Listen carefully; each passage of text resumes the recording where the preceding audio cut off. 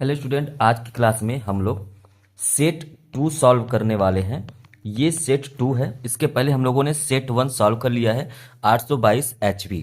आज की क्लास में 822 HW को सॉल्व करेंगे। इसके पहले अगर आपने सेट फर्स्ट नहीं देखा है तो डिस्क्रिप्शन में लिंक है, आप पूरा प्लेलिस्ट ओपन करके चेक कर सकते हैं, जहां पर 2023 के सभी सेट, 2022 के सभी सेट और ये 2024 के सभी सेट उपलब्ध हैं। ठीक है, तो चलिए बिना देर करते हुए इस क्लास को स्टार्ट करते हैं। सबसे पहले बहुविकल्पी प्रश्न में सबसे पहला प्रश्न कह रहा है कि ल स 84 दिया गया है और म स क्या होगा यही पूछा है। यहाँ पे दो संख्याएं दी गई हैं 12 और 21, है ना। इन्हीं दोनों संख्याओं का तो आपको फार्मूला पता है कि दोनों संख्याओं का गुणनफल वो बराबर होता है ल स गुणे म स के, है ना। तो यहाँ पे देखिए दोनों संख्याएं क्या क्या है, 12 और 21।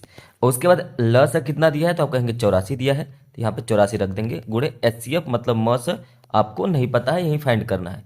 तो आप इसको क्या करेंगे, डिवाइड करेंगे। 81 से काटेंगे तो ये 4 बार कट जाएगा और 4 से इसको काटेंगे 3 कट जाएगा। तो आप कहेंगे म से कितना आ गया, कहेंगे 3। इसका मतलब ऑप्शन नंबर ए सही हो जाएगा। ठीक है, चलिए अगला प्रश्न क्या है, ध्यान से देखिए। कह रहा है कि एक बक्से में 6 नीले हैं, है ना, 4 सफेद हैं और 8 लाल कंचे हैं। ठीक है, इस बक्से में एक कंचा यादृच्छिक निकाला जाता है, तो इसके नीले रंग निकलने की प्रायिकता क्या होगी। देखिए अगर आप नीले रंग निकालेंगे, टोटल कितने रंग हैं तो कहेंगे टोटल ये हो जाएगा 6 + 4 + 8, और नीला रंग कितने हैं, 6 है। इसका मतलब 6 बटे में कितना हो गया, 18, और इसको डिवाइड कर देंगे तो 1/3 आ जाएगा। तो इसका जो आंसर हो जाएगा वो हो जाएगा सी। क्लियर है। चलिए तीसरा प्रश्न कह रहा है कि किसी बारंबारता बंटन के बहुलक का माध्यक और उसके बहुलक और माध्यक जो है 42 और 38.1 दे रखा है, तो इसका माध्य क्या होगा। ठीक, तो अब इसका माध्य निकालना है। तो सबसे पहले क्या करेंगे, आपको फॉर्मूला पता होना चाहिए कि बहुलक बराबर होता है 3 माध्यक -2 माध्य, ये फार्मूला होता है। और आपको माध्य निकालना है। तो बहुलक देखिए कितना दे रखा है, तो कहेंगे 42 दे रखा है, 42 आपने रख दिया।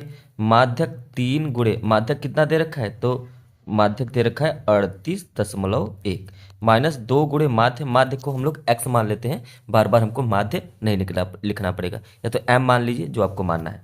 तो इधर क्या हो जाएगा, 42 माइनस इसमें 3 का गुणा कर देंगे, 8 × 24 हो जाएगा, 3 × 9 = 11, 114.3 बराबर -2।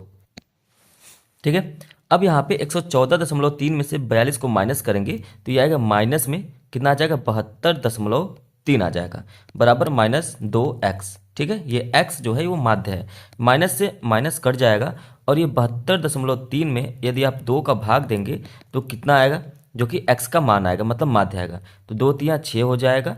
ठीक, और 2 × 6 = 12, 36। यहाँ पे आपके पास एक ही ऑप्शन है, मतलब 36.15, यही आपका ऑप्शन सही हो जाएगा। आगे बढ़ते हैं।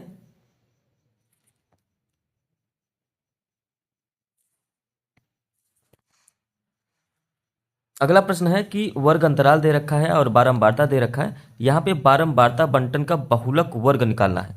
बहुलक वर्ग क्या, देखिए वर्ग ये दे रखा है और बहुलक ये दे रखा है। तो यहाँ पर बहुलक वर्ग क्या, बहुलक का मतलब होता है जो सबसे बड़ी संख्या हो। तो यहाँ पे सबसे बड़ी संख्या क्या है, 18। तो इसका वर्ग क्या है, 15 से 20, और यही आपका आंसर हो जाएगा ऑप्शन नंबर डी। आगे बढ़ते हैं।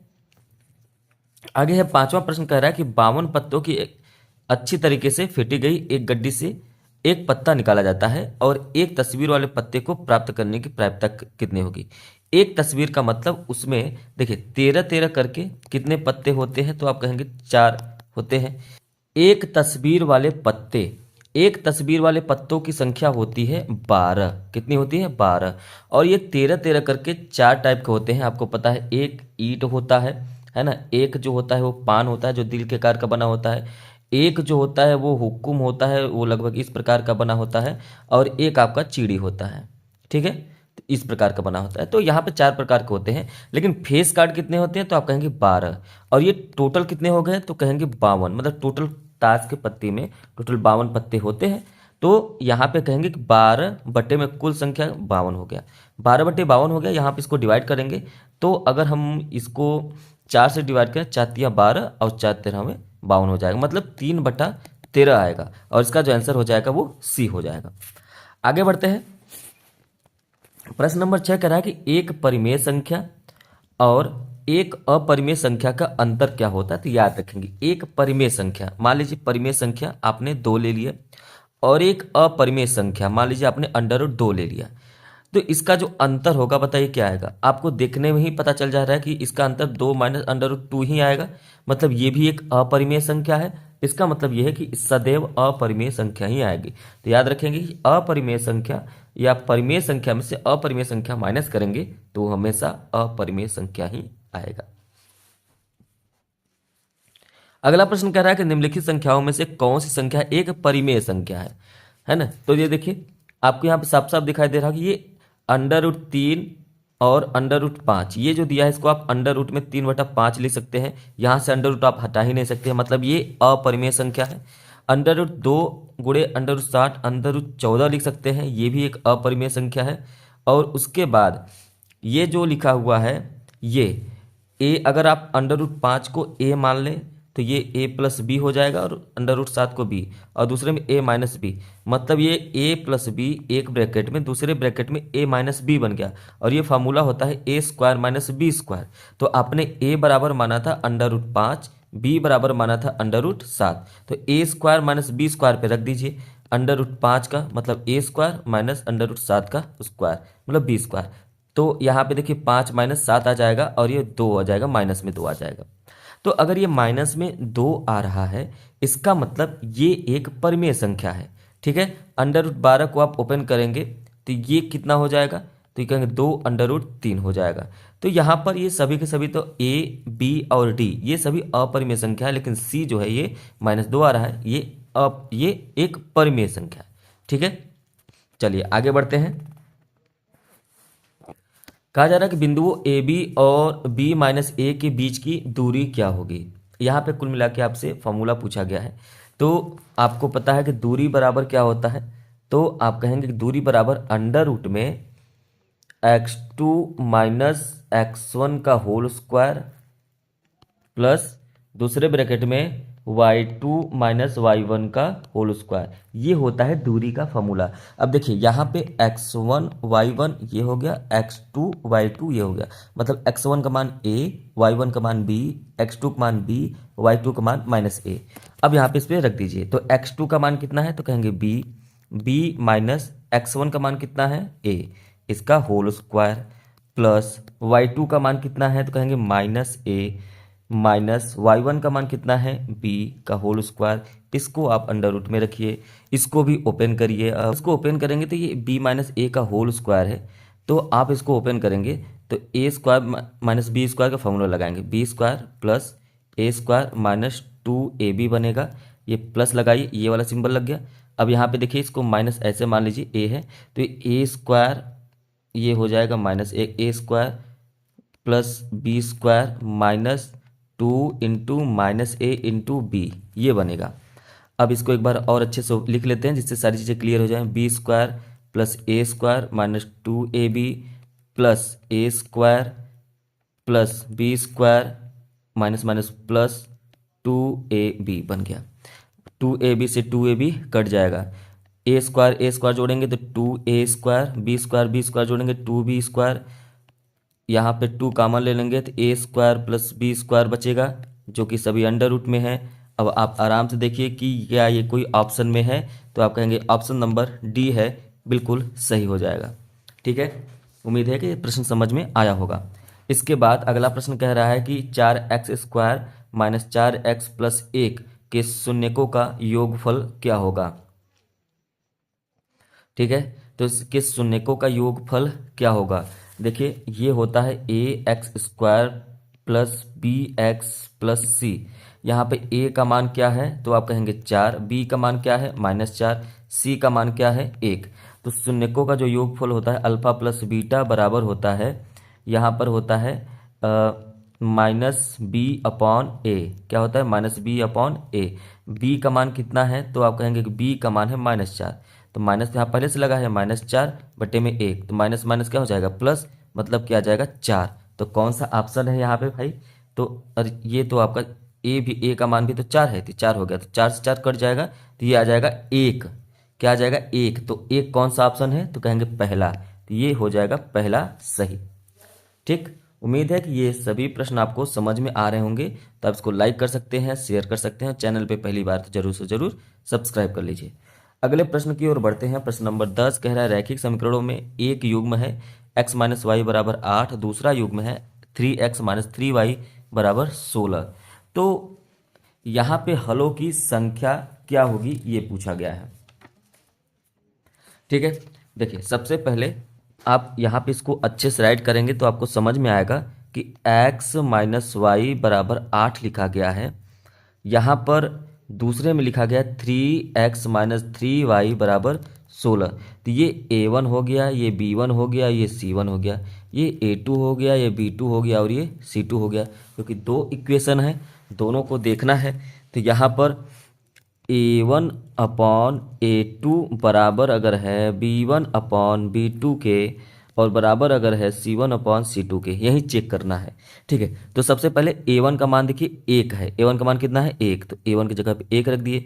a2 का मान कितना है तो आप कहेंगे 3 है, यहाँ पे देखिए 3 है, बराबर b1 का मान कितना है -1 है, देखिए यहाँ पे -1, और यहाँ b2 का मान -3 है। देखिए माइनस से माइनस कट जाएगा, 1/3 के बराबर 1/3 आ गया, मतलब a1/a2 बराबर b1/b2 है। क्या c1/c2 भी बराबर है? तो बराबर करके c1 का मान कितना है तो कहेंगे 8 और c2 का मान कितना है कहेंगे 16। ये कटेगा तो 1/2 आएगा।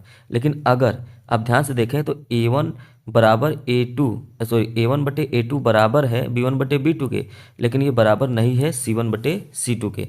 तो ऐसे कंडीशन में कहा जाता है कि रेखाएं जो होती है वो समांतर होती है। लेकिन यहाँ पे हल पूछा जा रहा है, इसका मतलब होता है कि कोई भी हल संभव नहीं है। इसका मतलब ऑप्शन नंबर बी सही हो जाएगा कि कोई नहीं हल होगा इसका।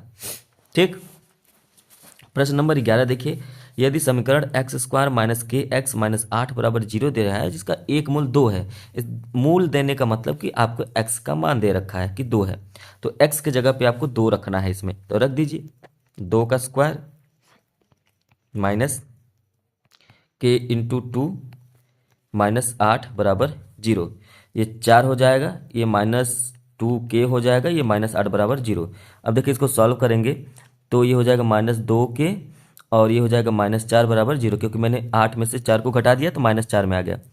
अब यहाँ पे -2k बराबर हो जाएगा 4 और k बराबर हो जाएगा 4/-2, और इसको काटेंगे तो आ जाएगा -2।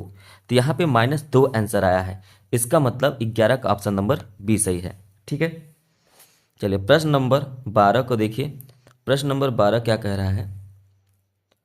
प्रश्न नंबर 12 कह रहा है कि समांतर श्रेणी है एक 10 7 4 3, ये इसका 20वां पद क्या होगा? ठीक, इसका 20वां पद निकालना है। तो सबसे पहले अगर आपको फॉर्मूला पता है तो आप आराम से निकाल सकते हैं। ठीक है, तो कह रहा है कि 20वां पद, तो 20वां पद nवां पद बराबर क्या होता है? तो आप कहेंगे nवां पद बराबर होता है a plus n-1 into D. अब आप ध्यान से देखेंगे तो 20वां पद t 20वां पद कह रहा है क्या होगा? तो a का मान कितना है? पहला पद तो 10 है, प्लस n का मतलब क्या होता है? नंबर कितने हैं? तो आप कहेंगे यहाँ पे देखिए 20 है, तो 20 माइनस 1। डी का मान कितना है? 4 में से 7 घटाएंगे तो -3 आएगा, 7 में से 10 घटाएंगे तो भी -3 आएगा, मतलब डी का मान -3 है। बस इसी को सॉल्व करके आपको आंसर निकालना है। 10 प्लस 19 गुणे -3, और ये हो जाएगा 10 माइनस 57, और ये हो जाएगा माइनस में 47। तो इसका जो आंसर आएगा ऑप्शन नंबर ए सही हो जाएगा, माइनस में 47। ठीक, इसका 20वां पद माइनस में 47 होगा। आगे बढ़ते हैं।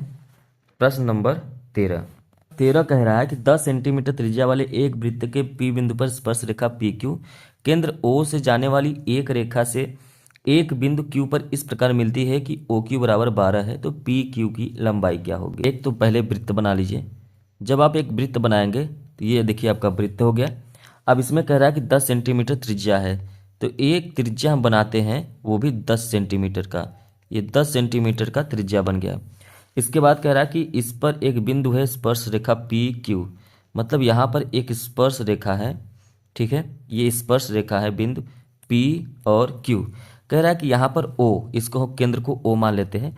O से जाने वाले बिंदु से Q पर इस प्रकार मिलती है कि O और Q का जो मान है वो बराबर, ये 12 है। क्या है? 12। ठीक है। फिर कह रहा है पी क्यू की लंबाई क्या होगी, मतलब यहाँ से यहाँ तक की दूरी। देखिए कभी भी याद रखिएगा, जब भी स्पर्श रेखा पर और ये केंद्र से मिलती है तो ये हमेशा 90 डिग्री का कोण बनाती है, और ये एक समकोण त्रिभुज बन गया। मतलब ये लंब जो क्या हो गया, लंब बराबर हो गया 10 सेंटीमीटर, कर्ण दे रखा है वो कितना है 12, और आपको आधार निकालना है जो कि पी क्यू है। अब आपको फार्मूला पता है कि कर्ण का स्क्वायर बराबर होता है आधार का स्क्वायर प्लस लंब का स्क्वायर। ठीक है। तो यहाँ पे कर्ण का स्क्वायर मतलब 12 का स्क्वायर बराबर आधार कितना है आपको पता नहीं, पी क्यू का स्क्वायर प्लस लंब का स्क्वायर मतलब 10 का स्क्वायर हो जाएगा। यहाँ पे 12 का स्क्वायर करेंगे 144 माइनस 100 हो जाएगा, क्योंकि ये 10 का स्क्वायर मैंने इस तरफ ट्रांसफर कर दिया है। तो बराबर पी क्यू का स्क्वायर बचेगा, 144 में से 100 जाएगा तो ये बचेगा 44 बराबर पी क्यू का स्क्वायर। ये स्क्वायर को इस तरफ भेजेंगे तो ये √44 हो जाएगा, जो कि ये इसको बाहर करेंगे तो √11 होगा इसका आंसर। और ये ऑप्शन नंबर सी बिल्कुल सही हो जाएगा क्वेश्चन नंबर 13 का। ठीक। अगला प्रश्न है कि यदि दो घन है, ठीक है, पहले तो एक घन बना लेते हैं। देखें, इसको इरेज करते हैं और दो घन बनाते हैं। तो दो घन हैं, और दो घन जैसे ही आपने बनाया, एक घन ये हो गया। घन का मतलब होता है कि उसके सभी साइड बराबर हों। ठीक है।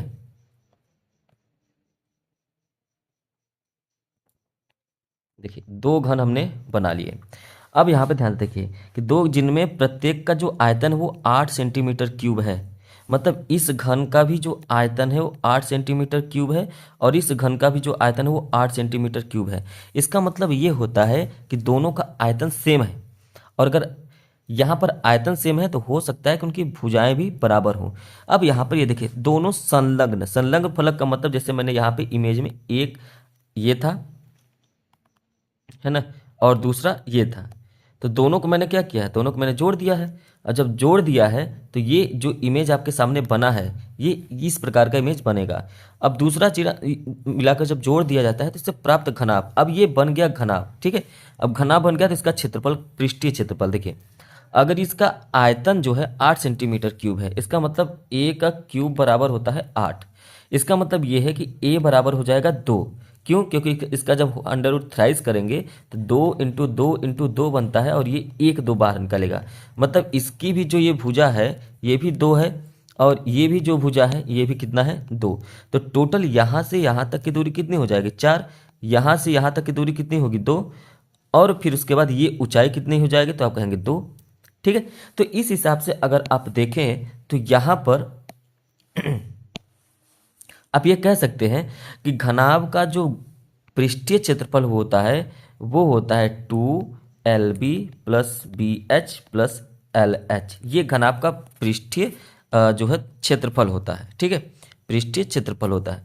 तो यहाँ पर अगर ये पृष्ठीय क्षेत्रफल होता है तो इसी पे तो मान रखना है। तो पहले L बराबर कितना है, लंबाई 4 है ना, चौड़ाई कितना है 2 है, ऊंचाई कितना है 2 है। तो यहाँ पे मान रख दीजिए 2, लंबाई मतलब 4 × 2 8, प्लस 2 × 2 मतलब 4, प्लस 2 × 4 मतलब 8। ठीक है। मैंने यहाँ पे LB BH और LH का मान रखा है।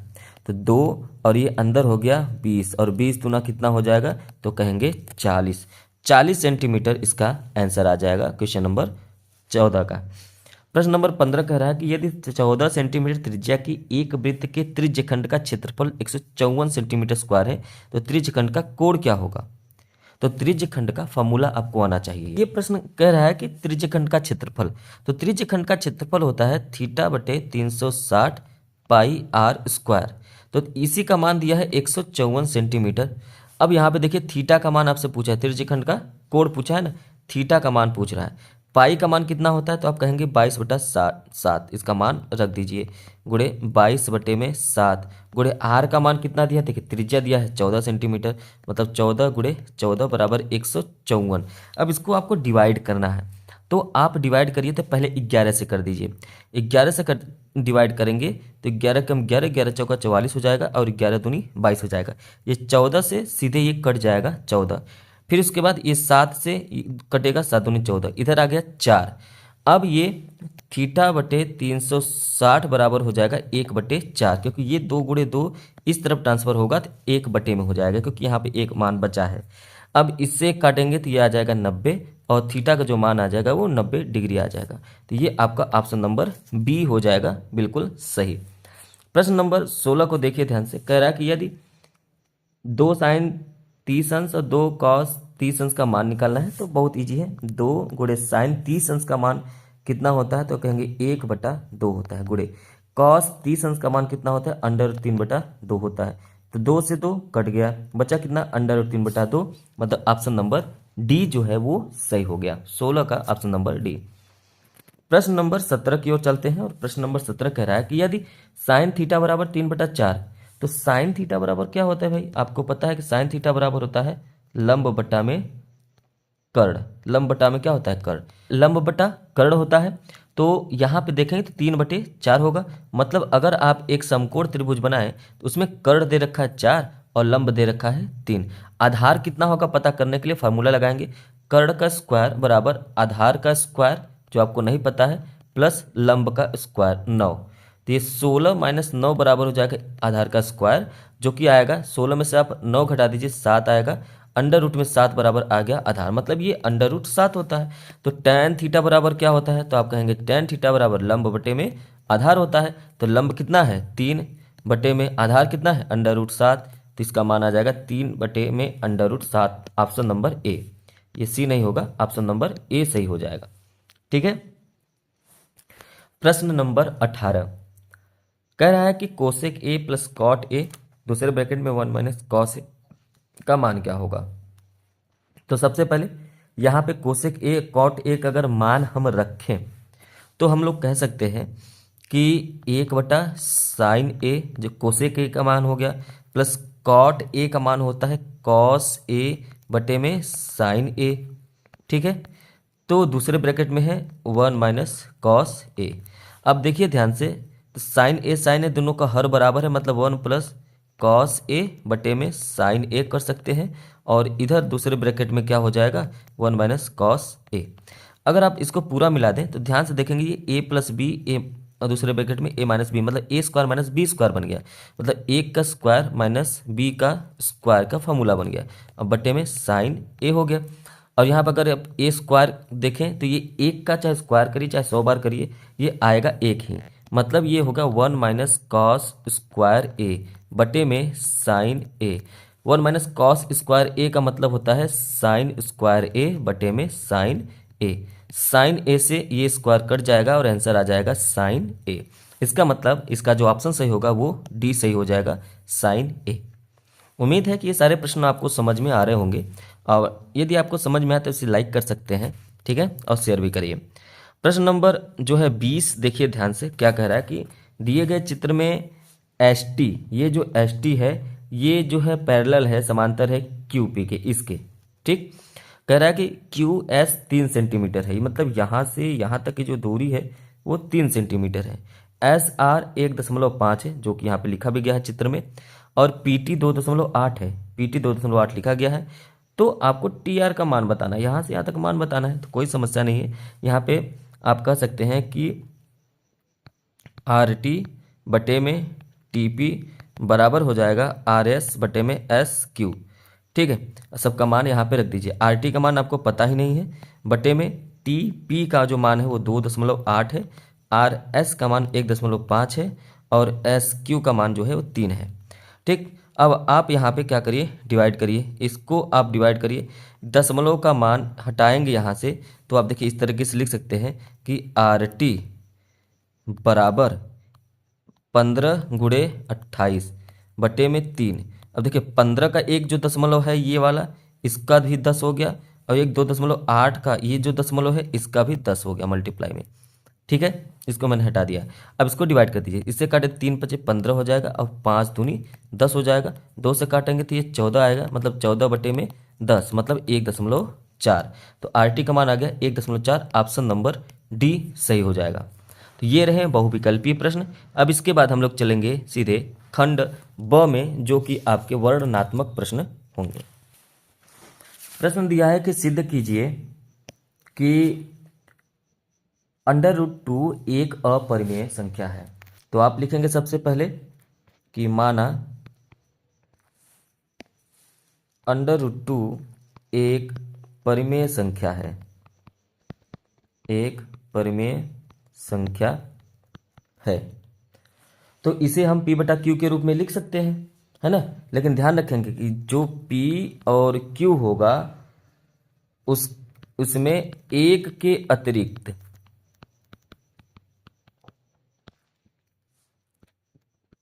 कोई और गुणनखंड नहीं होना चाहिए, न हो। अब ऐसा इसलिए क्योंकि हम यही प्रूव कर देंगे कि एक के इस अलावा इसका अतिरिक्त गुणनखंड है। देखिए, जब √2 आपने माना एक परिमेय संख्या है, तब यह आप जान जाइए कि यदि ये परिमेय संख्या है तो इसका एक के अलावा कोई गुणनखंड नहीं होना चाहिए। लेकिन हम आगे चल के ये प्रूव करेंगे कि इसका एक के अलावा गुणनखंड है। अगर है तो ये एक परिमेय संख्या नहीं बल्कि क्या हो जाएगा, अपरिमेय संख्या होगा। इसी तरीके से हम लोग प्रूव कर लेंगे। क्लियर है। चलिए अब आगे बढ़ेंगे। तो अब यहाँ पे देखिए, परिमेय संख्या माना है मतलब √2 बराबर क्या हो जाएगा, P/Q हो जाएगा। अब आप क्या करेंगे, दोनों पक्षों का स्क्वायर कर देंगे। दोनों पक्षों का स्क्वायर करेंगे तो ये हो जाएगा P/Q का होल स्क्वायर, इस तरीके से। अब इसको जब आप ओपन करेंगे, 2 बराबर हो जाएगा P²/Q²। और तिर्यक गुणा कर देंगे, 2Q² बराबर हो गया P²। इसको आप समीकरण नंबर 1 मानिए। अब देखिए यहाँ पे ये इसका मतलब ये है कि यदि दो P² को विभाजित करता है, P² को विभाजित करता है, इसलिए दो P को भी विभाजित करेगा,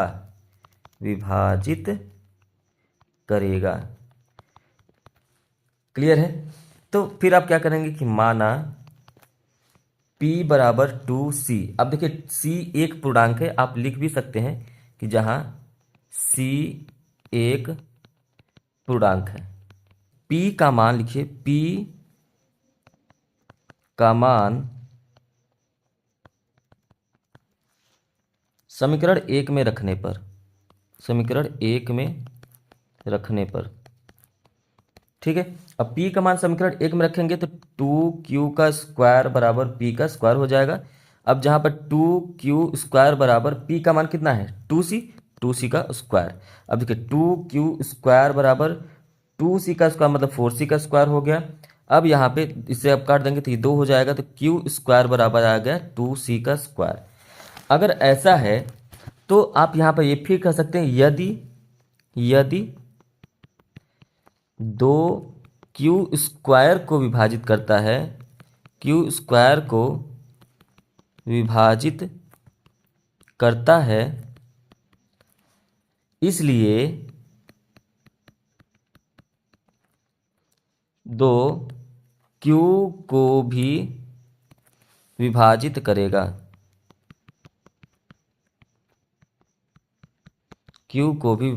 करेगा, इसका मतलब ये हुआ कि अगर दो P तथा Q का गुणनखंड है, यहाँ पर Q का भी गुणनखंड है, P का भी गुणनखंड है। इसका मतलब ये है कि आप ये कहेंगे कि अर्थात दो P तथा Q का उभयनिष्ठ गुणनखंड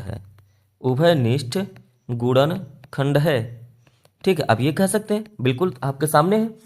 तो लेकिन परंतु इससे तो विरोधाभास उत्पन्न होता है, परंतु इससे इस तथ्य का विरोधाभास उत्पन्न होता है या प्राप्त होता है कि P और Q एक के अतिरिक्त कोई गुणनखंड नहीं है, एक के अतिरिक्त कोई गुणनखंड नहीं है। ऐसा है क्योंकि हमने यहाँ पर स्टार्टिंग में ही मान लिया था। अतः हमारा मानना गलत है। अतः हमारा मानना गलत है। और यहाँ पे इसलिए अंडर तो एक अपरिमेय संख्या है। क्लियर है? तो इस तरीके से कोई भी, अब ये जो प्रोसेस आपने किया, ये √3, √5, √7, किसी √11, सबके साथ यही प्रोसेस आप करेंगे। ठीक है। प्रश्न नंबर 21 का ख देखिए, कह रहा है कि 1 + sec a बटे में sec a बराबर sin² है। तो यहाँ पे देखिए, ये जो है ये लेफ्ट हैंड साइड है और ये राइट हैंड साइड है। दोनों को हम लोग एक एक करके प्रूव करेंगे और लेफ्ट हैंड साइड बराबर कर देंगे राइट हैंड साइड के। ठीक है। तो पहले अगर हम लेफ्ट हैंड साइड को सॉल्व करें तो 1 + sec a है बटे में sec a है। ठीक है। तो यहाँ पर आप कर सकते हैं 1 + 1/cos a बटे में 1/cos a कर देंगे। क्लियर है? अब इसके बाद क्या होगा, यहाँ पे cos a + 1 बटे में cos a बटे में क्या हो जाएगा 1/cos a। ये cos a से ये cos a कट जाएगा तो बचेगा cos a + 1 बटे में 1, मतलब आपके सामने आया cos a + 1। ये आपका लेफ्ट हैंड साइड आया है। अब इसके बाद अगर आपको राइट हैंड साइड सॉल्व करना है तो राइट हैंड साइड को भी सॉल्व करेंगे। कितना दिया है, sin² a, मतलब 1 - cos² a आप लिख सकते हैं बटे में 1 - cos a लिखा हुआ है। अब आप इसको 1 का स्क्वायर भी कर सकते हैं, क्योंकि आप 1 का स्क्वायर करिए चाहे कुछ भी करिए, एक ही हमेशा आएगा। इसलिए आप इसको 1 - cos a लिख सकते हैं एक ब्रैकेट में, दूसरे ब्रैकेट में 1 + cos a। ऐसा क्यों? क्योंकि यहाँ से ये a² - b² का फार्मूला बन गया, जिसे हमने a - b पहले ब्रैकेट में, a + b दूसरे ब्रैकेट में लिख दिया है। ठीक। नीचे है 1 - cos a, और यहाँ पे ध्यान से देखेंगे तो ये इससे कट जाएगा तो आएगा 1 + cos a। और आप ध्यान से देखिए कि यहाँ पर लेफ्ट हैंड साइड भी यही आया है और राइट हैंड साइड भी यही आया है, तो आपका दोनों क्या हो गया, बराबर हो गया, इसलिए ये प्रूफ हो गया। अगले प्रश्न पे चलते हैं। प्रश्न नंबर 21 का ग। प्रश्न नंबर 21 का जो ग है, कह रहा है कि 21 सेंटीमीटर त्रिज्या वाले एक वृत्त की कोई जीवा केंद्र पर एक समकोण अंतरित करती है, एक समकोण बना रही है, तो संगत लघु वृत्तखंड का क्षेत्रफल क्या होगा। अब ध्यान से देखिए, ये एक वृत्त है और यहाँ से हमने एक जीवा खींच दिया। देखिए, ये हमने एक जीवा खींच दिया। अब यहाँ पे ये जो संगत लघु वृत्तखंड है ना, ये वाला जो एरिया है ये लघु है और ये वाला जो है वो दीर्घ है। तो हमको इस बड़े वाले दीर्घ का नहीं निकालना है क्षेत्रफल, बल्कि ये छोटे वाले का निकालना है, लघु वाले का। ठीक है। तो यहाँ पर जब आपको लघु वाले निकालना है तो इस प्रकार से आपको ये थोड़ा सा समझना पड़ेगा। क्या समझना पड़ेगा? यहाँ पर आप सबसे बनाइए एक केंद्र, इस वृत्त का ये केंद्र हो गया। अगर इस केंद्र से यहाँ पर इसको मिला दें और इस केंद्र से इस तरफ भी इसको मिला दें, क्योंकि ये दोनों हो जाएंगे त्रिज्या। ठीक है। ये O हो गया, ये A हो गया और ये क्या हो गया, B हो गया। और इस कंडीशन में ये 90 डिग्री का कोण बना रही है। ठीक है, क्योंकि प्रश्न में कहा कि समकोण अंतरित करती है। और यहाँ से 21 सेंटीमीटर की त्रिज्या है, मतलब यहाँ से यहाँ तक की दूरी भी 21 सेंटीमीटर है और ये त्रिज्या वही है, तो 21 सेंटीमीटर ये भी हो जाएगा। क्लियर है? ठीक है। अगर यहाँ तक क्लियर है तो अब आप बताइए, अगर आप ध्यान से एक बात समझें कि यहाँ पर अगर ये पूरा का पूरा यहाँ से देखे ये वाला एरिया, तो इसे कहते हैं त्रिज्यखंड। ठीक है। तो इसे कहते हैं त्रिज्यखंड। तो आप अगर त्रिज्यखंड का क्षेत्रफल, त्रिज्यखंड का क्षेत्रफल, इसमें से आप माइनस कर दीजिए इस वृत्त का, इस त्रिभुज का क्षेत्रफल। ये अगर इस एरिया को माइनस कर दिया जाए, है ना, मतलब त्रिभुज AOB, ये जो त्रिभुज AOB है इसका जो है एरिया माइनस कर दिया जाए, तो आप ध्यान से देखेंगे तो हमारे पास बचेगा क्या, यही संगत लघु वृत्तखंड का क्षेत्रफल। क्या बचेगा? संगत लघु वृत्तखंड का क्षेत्रफल, यही बचेगा। और ये कब बचेगा? जब इसमें से हम लोग त्रिभुज ए ओ बी का क्षेत्रफल माइनस कर रहे हैं तब।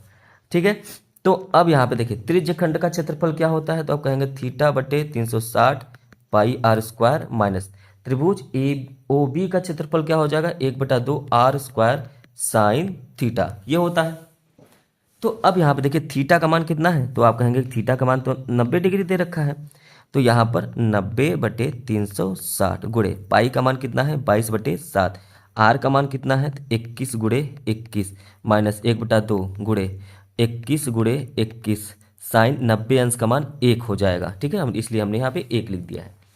अब यहाँ पे देखिए ध्यान से देखेंगे तो 22/7 इसमें भी है, 22/7 ये 21 गुणे 21 इसमें भी है, 21 गुणे 21 इसमें भी है, और इसको आप डिवाइड कर दीजिए तो ये 4 बार में कट जाएगा 1/4, तो 1/2 इसमें भी है, 1/2 इसमें है, तो यहाँ पे आप कॉमन ले सकते हैं क्या, 1/2 21 गुणे 21 कॉमन ले लीजिए। जब आप इतना कॉमन लेंगे तो अंदर बचेगा 1/2 गुणे 22/7 माइनस 1, ये कॉमन बचेगा, तो इससे भी काट दीजिए 11 बचेगा। और यहाँ पर ये कितना आ जाएगा, तो आप कहेंगे 21 गुणे 21/2 गुणे यहाँ पर 11 में से जब 7 घटाएंगे तो 4 बचेगा, 4/7। इस 2 से ये काट दीजिए, 2 दूना 4, इससे ये काट दीजिए 7 त्रिक 21, तो ये ऊपर बचा है 21 गुणे 3 गुणे 2, और ये जो माना गया 126 सेंटीमीटर स्क्वायर, और ये जो है इसका क्षेत्रफल है इस एरिया का। उम्मीद है कि ये प्रश्न आपको समझ में आ गया होगा। आगे बढ़ते हैं प्रश्न नंबर 21 का घ। प्रश्न नंबर 21 का घ कह रहा है कि निम्नलिखित जो आंकड़ा दिया गया है इसका आपको बहुलक निकालना है। देखिए बहुलक निकालने के लिए आपको कुछ चीज़ें पता होनी चाहिए, जैसे F1 पता होना चाहिए। अगर आप ध्यान से देखें कि बहुलक का फार्मूला क्या होता है, तो आप कहेंगे कि बहुलक बराबर होता है L प्लस, L मतलब निम्न सीमा, L प्लस F1 में से F0 घटाएंगे बटे में 2F1 minus F0 minus F2 और इंटू H, मतलब आपको यहाँ से F1 F0 F2 L और H का मान पता होना चाहिए, तभी आप बहुलक निकाल सकते हैं। तो देखिए यहाँ पर आप सबसे पहले F1 निकालना चाहेंगे, तो बारंबारता में जो सबसे बड़ा फ्रीक्वेंसी होगा, जो बारंबारता होगा, उसी को F1 कहते हैं। तो यहाँ पे ये F1 हो गया, और यहीं पर इसका जो निम्न सीमा है वही L होता है, तो ये 30 हो गया। ठीक है, और यहाँ पर तो F1 का मान अगर आप देखें तो F1 बराबर 10 आ गया। F1 के जस्ट पहले होता है F0, तो F0 का मान हो जाएगा 9। F1 के जस्ट बाद होता है F2, तो F2 का मान हो जाएगा 3। L का मान आपने कितना निकाला है, तो कहेंगे 30, और यहाँ पर ये जो U है इसका मान आपका 35 हो गया, है ना, ये हो गया U। अब इसका मतलब अपर होता है, इसका मतलब लोअर होता है, ये निम्न सीमा है, ये उच्च सीमा है, और इन्हीं दोनों को माइनस करने के बाद आपका H निकल के आता है। तो H बराबर हो जाएगा 35 माइनस क्या 30 बराबर 5। तो H का मान कितना आ गया, तो आप कहेंगे 5 आ गया। क्लियर है, तो यहाँ से देखिए सभी का मान निकल गया है, L का भी मान निकल गया है, L बराबर 30, F1 F2 F0 का मान निकल गया है, और H का भी मान निकल गया है। तो इसका अब क्या करना है, अब यहाँ पे पुट कर दीजिए, रख दीजिए। तो L का मान कितना है 30 प्लस ब्रैकेट में F1 का मान है 10 माइनस F0 का मान है 9 बटे में 2 गुणे F1 मतलब 2 गुणे 10, 2 गुणे 10 माइनस F0 का मान 9 माइनस F2 का मान 3 गुणे H का मान कितना है 5। देखिए 30 प्लस ये हो जाएगा 1 बटे में 20 माइनस 12, और ये गुणे 5। ठीक है, 30 प्लस 5 बटे में 8, और इसको सॉल्व करेंगे 8 तिरिक 24, 245 बटे में 8 कितना आ गया, 245 बटे में 8 आ गया। और इसको जब डिवाइड करेंगे तो 30.625 आएगा, 30.625, और यही आपका आंसर हो जाएगा। ठीक है, आगे बढ़ते हैं प्रश्न नंबर 21 का ये है अंग। पांचवा कह रहा है कि उस बिंदु का निर्देशांक ज्ञात कीजिए। देखिए करना तो आपको 5 ही है, लेकिन मैं हर एक प्रश्न बताऊंगा, ठीक है, इसलिए थोड़ा सा बिल्कुल पेशेंस के साथ प्रश्नों को देखिए। प्रश्न संख्या 21 का पांचवा कह रहा है उस बिंदु का निर्देशांक ज्ञात कीजिए जो बिंदुओं 4, -3 और 8, 5 को जोड़ने वाले रेखाखंड को 3:1 के अंतः विभाजित करती है। तो पहले तो ये समझिए कि एक रेखाखंड है। अगर ये एक रेखाखंड है तो यहाँ पर हम मान लेते हैं कि ए है और इधर मान लेते हैं ये बी है। तो ए कितना दिया है 4, -3 और दूसरा दिया है ये बी 8, 5। दो बिंदु हो गए। अब कह रहा है कि इसके बीच में ही कहीं पर अंतर विभाजित का मान लेते हैं कि यहाँ पर अंतर विभाजित किया जा रहा है। तो ये देखिए दो भागों में बट गया, इसको हम 1 मान लेते हैं, इसको 3, क्योंकि 3:1 में जो बड़ा होगा वहीं उसको 3 मानेंगे। तो यहाँ पर जब आपने ये माना तो M1 रेशियो M2 यही होता है रेशियो का मान, मतलब ये M1 है और ये M2 है 1, ठीक। और यहाँ पर ये जो x1 y1 हो गया, ये x2 y2 हो गया। अच्छा ये यहाँ पे ये जो बिंदु है इसको C मान लेते हैं और एक काम करते हैं, इसको कर लेते हैं x, y है, क्योंकि यही हमको निकालना भी है ना, किस अनुपात में उस बिंदु का निर्देशांक निकालना है। तो यहाँ पर आपको फॉर्मूला तो पता ही होगा कि C जो बिंदु है x, y इसके बराबर होता है M1 x2 plus M2 x1 बटे में M1 प्लस M2। दूसरा बिंदु होता है M1 y2 plus M2 y1 बटे में M1 प्लस M2। ये दूसरा बिंदु हो गया। अगर ऐसा है तो यहाँ पर सबका मान आपको दिखाई देगा। देखिए x1 का मान कितना है 4, y1 का मान कितना है -3, ठीक। M1 का मान कितना है 3, M2 का मान कितना है 1। इसके बाद यहाँ पे x2 का मान कितना है तो कहेंगे 8, y2 का मान कितना है 5। ये सारी चीज़ें यहाँ पर दिखाई दे रही हैं। तो यहीं पे इसको मान रख लीजिए। मान रखेंगे तो 3 गुणे 8 प्लस क्या हो जाएगा 1 गुणे 4 बटे में M1 प्लस M2, 3 प्लस 1 मतलब 4। दूसरा बिंदु क्या हो जाएगा ये हो जाएगा 3 गुणे 5 प्लस -3 गुणे 1 बटे में 4।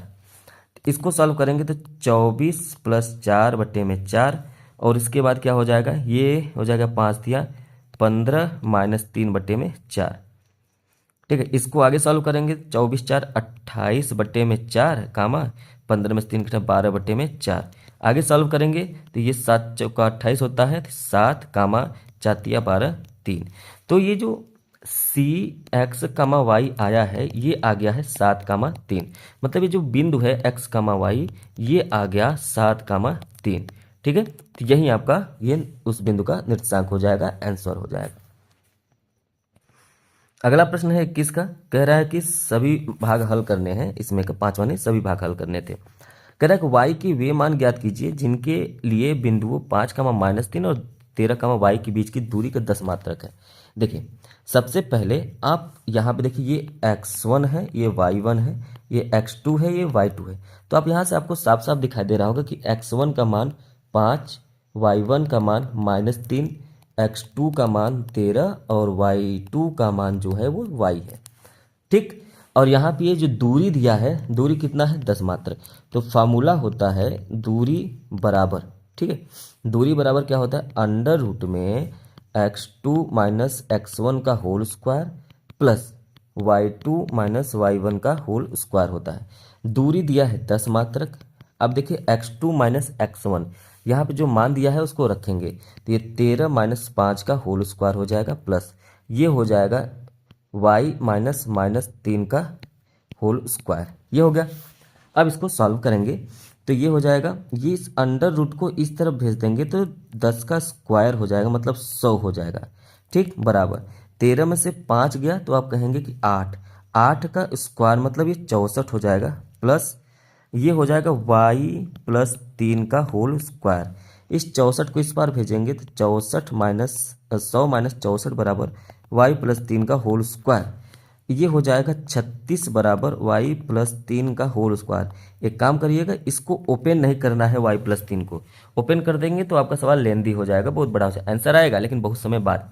इसी स्क्वायर को इस तरफ भेज देंगे तो ये अंडर रूट में 36 हो जाएगा, y प्लस 3 इधर बचेगा, ठीक। आप चाहें तो यहाँ पर लिख सकते हैं कि दोनों पक्षों का वर्ग करने पर, ठीक है, वर्ग करने पर। तो यहाँ पर ये हो जाएगा 6 × 6 मतलब 6 हो जाएगा, y+3 बचेगा। 6 बराबर y+3 बचा है, तो 3 को आप इस तरफ भेज दीजिए, तो y का जो मान आ गया वो आ गया 3, ठीक है। तो यहाँ पर जो y का मान आया है वो कितना आएगा, 3 आ गया, और यही इसका क्या हो जाएगा, आंसर हो जाएगा। अगले प्रश्न पे, प्रश्न नंबर 22 कह रहा है कि किन्हीं 5 भागों को हल करिए। तो यहाँ पर हमको 5 प्रश्न सॉल्व करने हैं, लेकिन हम लोग यहाँ पे पूरा सॉल्व प्रश्न जो है दिया गया है जो पेपर में, पूरा सॉल्व करेंगे। पहला प्रश्न कह रहा है कि द्विघात बहुपद 3x² - x - 4 के शून्यांक ज्ञात कीजिए और शून्यांकों तथा गुणांकों के बीच संबंध की सत्यता ज्ञात करिए। तो सबसे पहले देखिए, सबसे पहले कहा जा रहा है कि ये जो द्विघात बहुपद है इसके शून्यांक ज्ञात करिए। तो पहले शून्यांक ज्ञात कर लेते हैं, मतलब 3x² - x - 4 बराबर क्या हो जाएगा, 0 हो जाएगा। अब यहाँ पे 3 और 4 का गुणा करेंगे तो 12 हो जाएगा। 12 का 2 फैक्टर करना है तो आप 4 और 3 कर लीजिए। इन दोनों का गुणा करने पर 12 आना चाहिए, लेकिन इन दोनों को जोड़ने या घटाने पर 1 आना चाहिए, जो कि यहाँ पे 1 यक्स है। तो ये 4 और 3 बन जाएगा, क्योंकि 4 में से 3 घटाएंगे तो 1 आएगा। अब यहाँ पे ये 3x² हो जाएगा, माइनस ये 4 - 3x हो जाएगा, -4 बराबर 0। अब ये बन जाएगा 3x² - 4x + 3x - 4 बराबर 0। यहाँ से आप x कॉमन ले लेंगे तो 3x - 4 कॉमन हो जाएगा, और यहाँ पर आप क्या करेंगे, +1 कॉमन ले लेंगे तो 3x - 4 कॉमन हो जाएगा। दोनों में से आप 3x - 4 कॉमन ले लीजिए, तो यहाँ पर x + 1 बराबर 0 हो जाएगा। तो सबसे पहले 3x - 4 बराबर 0 करेंगे तो 3x बराबर 4 हो जाएगा, और x बराबर 4/3 आ जाएगा। और इधर यदि आप x + 1 बराबर 0 करेंगे तो x बराबर -1 आएगा। तो यहाँ पे आपको 2 मान निकल के आए, एक तो अल्फा मान निकल के आया 4/3, और एक बीटा मान निकल के आया है -1। अल्फा और बीटा यही दोनों क्या है, शून्यांक है। तो हमने पहले शून्यांक ज्ञात कर लिया। अब शून्यांकों तथा गुणांकों के बीच जो संबंध होता है उसके सत्यता की जांच करेंगे। तो हमारा जो इक्वेशन दिया है 3x² - x - 4, यहाँ पर हमारा जो समीकरण से तुलना करना है ax² + bx + c, इसी से तुलना करना है। तो यहाँ पर आप देखिए जो a का मान है वो a बराबर 3 है, b का जो मान है -1 है, और जो c का मान है वो -4 है। तो a, b और c का मान निकल गया। तो हमें संबंध की सत्यता ज्ञात करने के लिए हम लोग क्या करेंगे, सबसे पहले आपको पता है अल्फा प्लस बीटा मतलब शून्यांकों का जो योग होता है वो होता है -b/a, ठीक है। तो अल्फा और बीटा यहाँ पर मान दे रखे हैं, तो अल्फा का मान है 4/3 और बीटा का मान है -1। उसके बाद यहाँ पे -b का मान दिया है -1, ठीक है, और a का मान कितना है 3, तो हमने यहाँ पे रख दिया। यहाँ पे इसको सॉल्व करेंगे तो 4/3 - 1 बराबर 1/3 आ गया, और इसको भी सॉल्व कर देंगे तो 1/3 आ जाएगा, और इधर 1/3। यहाँ पे आप बिल्कुल देख रहे हैं कि अल्फा और बीटा का जो योग है वो बिल्कुल बराबर है। इसी तरीके से शून्यांकों का गुणांक भी निकालेंगे, मतलब अल्फा इंटू बीटा ये होता है ना c/a के बराबर। तो अल्फा का मान आप कहेंगे कि 4/3 दे रखा है, ठीक है, और बीटा का जो मान है वो -1 है। इधर आप देखेंगे c का मान -4 है और a का मान 3 है। तो अगर आप इस तरफ गुणा करेंगे तो ये -4/3 आ जाएगा, और इधर भी क्या है -4/3। तो इस तरीके से यहाँ पर हम लोगों ने देखा कि जो है प्रूव करना था कि सत्यता की जांच करनी थी, वो हमने जांच कर लिया। ठीक, अगला प्रश्न देखते हैं। कह रहा है कि निम्नलिखित समीकरणों के युग्म को हल करिए। तो यहाँ पर जब आप इस समीकरण को हल करने जाएंगे तो सबसे पहले आप ध्यान देंगे कि अगर एक स्थान पर दशमलव है तो 10 से गुणा करेंगे, 2 स्थान पर दशमलव होगा तो 100 से गुणा करेंगे, 3 स्थान पर दशमलव होगा तो 1000 से गुणा करेंगे, ठीक है, जिससे कि हमारा जो समीकरण है वो बिल्कुल दशमलव हट जाए और बराबर हो जाए।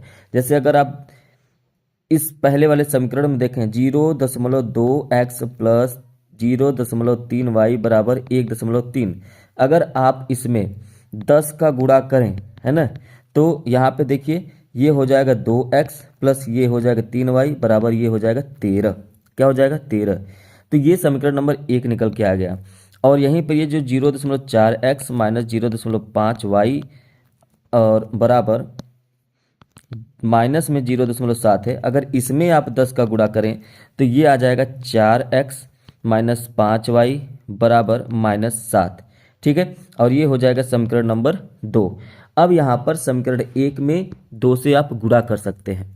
ठीक है, समीकरण 1 में 2 से गुणा करेंगे और समीकरण 2 में 4 से। या तो आप डायरेक्ट करिए या तो आप इस तरीके से दोनों को घटा लीजिए। जैसे ये 2x प्लस 3y बराबर 13 समीकरण नंबर 1 है और 4x माइनस 5y बराबर -7। यहाँ पे जो दोनों समीकरण आपने लिखा है इसको आपको बराबर करना होगा, इक्वल करना होगा। इसलिए यहाँ पे जो x का मान हटाइए चाहे y का मान हटाइए। अब मान लीजिए आप y का मान हटाते हैं तो ऊपर 5 से गुणा करना पड़ेगा और नीचे 3 से गुणा करना पड़ेगा। जब ऊपर आप 5 से गुणा करेंगे तो ये हो जाएगा 5 दूनी 10x प्लस 5 तिया 15y बराबर 13 पच्चीस 65 हो जाएगा। और इधर 3 से गुणा करेंगे तो ये हो जाएगा 12x माइनस 15y बराबर ये माइनस में 21 हो जाएगा। अब यहाँ पे देखिए यहाँ पर 10 और 12 जोड़ देंगे तो 22x आ जाएगा, क्योंकि -15y और +15y कट जाएगा। और इधर क्या आ जाएगा, ये आ जाएगा 4 4 44 हो जाएगा। तो x बराबर हो जाएगा 22 दूना 44, मतलब x का जो मान आ जाएगा वो 2 आ जाएगा। ठीक है, अब यही x का मान आप किसी भी समीकरण में रख दीजिए। तो आप x का मान समीकरण 1 में रखने पर, समीकरण 1 में रखने पर, ठीक है, किसी भी समीकरण में आप रख सकते हैं। 2 गुणे 2 प्लस 3y बराबर 13, यही समीकरण नंबर 1 था। तो ये हो गया 4 प्लस 3y बराबर 13 और 3y बराबर 13 माइनस 4 और ये 3y बराबर 9 हो जाएगा, y बराबर 9/3 हो जाएगा। और इससे आप डिवाइड कर देंगे तो ये कितना आ जाएगा 3। तो y का मान कितना आ गया, 3 आ गया। तो यहाँ पर देखिए x का मान 2 हो गया और y का मान कितना आ गया, 3 आ गया। क्लियर है, तो x और y का ही मान निकालना था। अगला प्रश्न देखते हैं। अगला प्रश्न है ग। इसमें कह रहा है कि सिद्ध कीजिए कि बाह्य बिंदु से वृत्त पर खींची गई स्पर्श रेखाओं की लंबाइयाँ जो होती है वो बराबर होती हैं। ठीक है, तो दिया क्या क्या है, तो आप कहेंगे कि दिया है, क्या दिया है, केंद्र O वाला एक वृत्त होना चाहिए, है ना। आप इसको लिख लेंगे, केंद्र O वाला एक वृत्त है। ठीक है, और इसमें 2 स्पर्श रेखाएं हैं, इसमें 2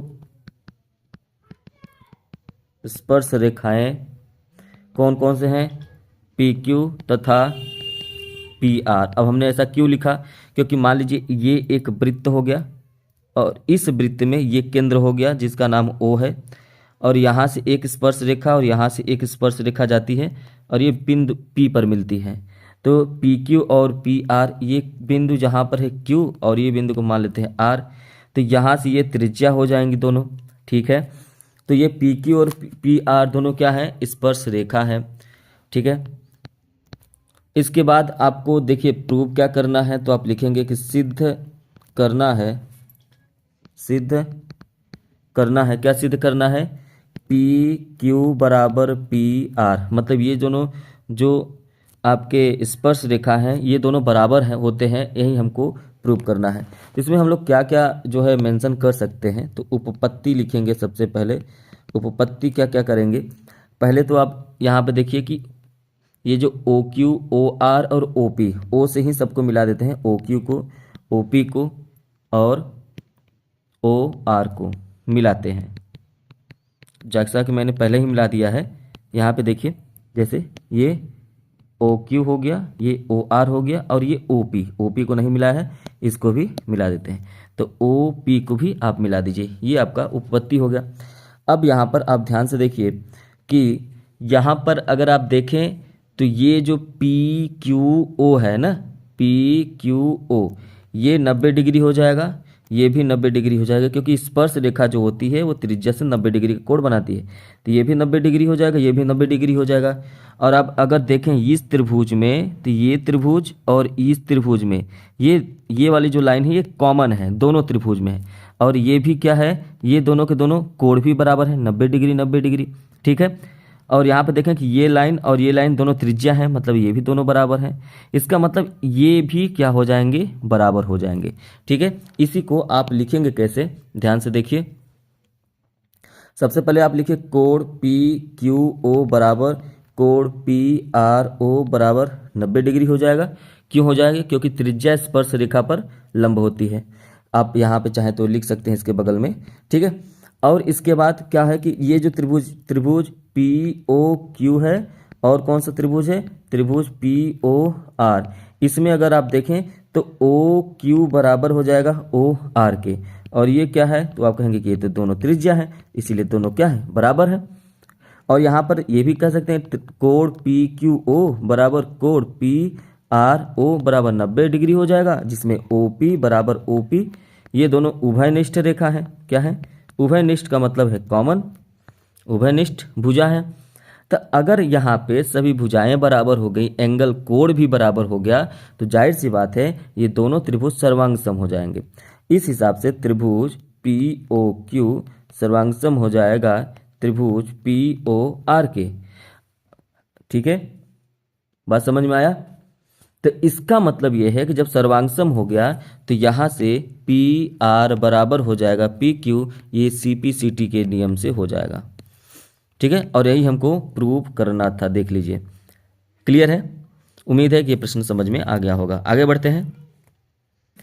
चलिए देखिए, अगला प्रश्न है कि त्रिभुज ए बी सी। तो सबसे पहले हम लोग त्रिभुज ही बना लेते हैं, एक त्रिभुज बना लेते हैं, त्रिभुज ए बी सी। ये ए हो गया, ये बी हो गया, ये सी हो गया।